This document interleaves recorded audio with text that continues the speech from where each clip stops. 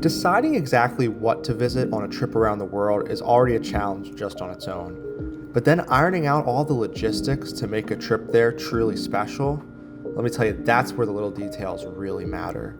Take, for instance, Ha Long Bay in Vietnam. It is rightfully one of the most famous tourist destinations on the globe.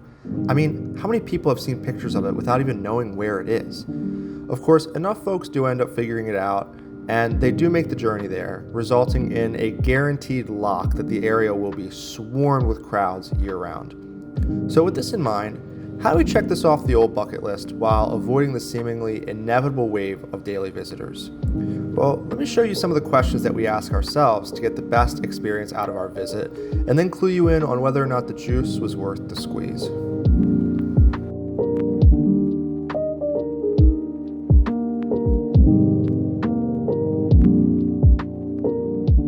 Well, what if we stay on the bay overnight? Like on a boat or something? Maybe then we can avoid the day trippers.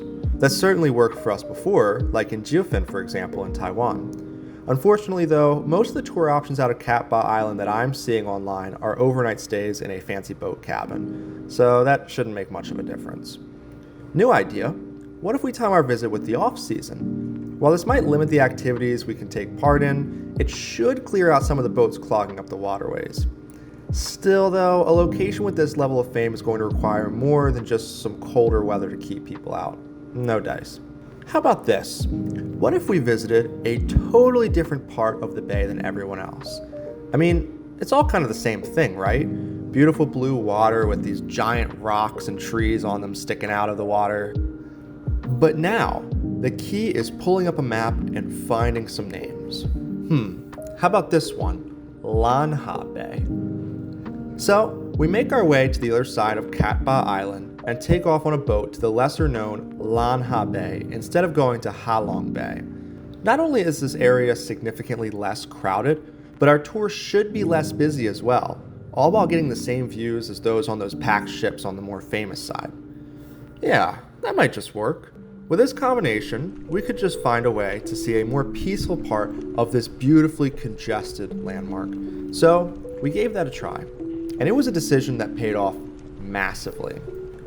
While cruising through the bay in overcast, chilly weather, we went out kayaking multiple times, all without seeing another tourist boat.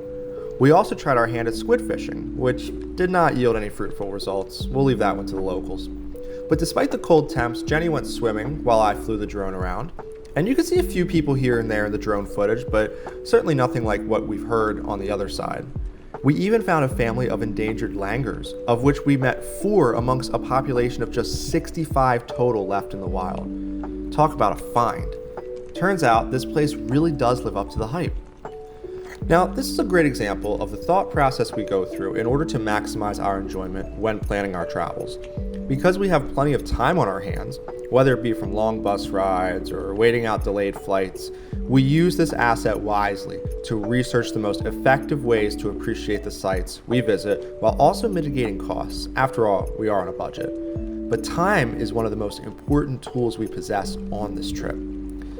This overnight boat ride was an absolute joy while also falling well within our budget range. It came with incredible food, intelligent guides, and stunning surroundings, all while we forged new friendships with fellow travelers. Doing the homework to get the best out of your trip is always worth the time in our opinion. It's not always easy or fun, but the results can be the difference maker between a good time and the best time. I think this case is a true example of that. I can now encourage anyone visiting Vietnam to go visit the lovely Lan Ha Bay instead of going to Ha Long Bay. But you want to know the best part? After watching this video, you've also done your research on this destination. So hey, good work. Maybe now you can visit and share in this accomplishment as well, and go see it for yourself.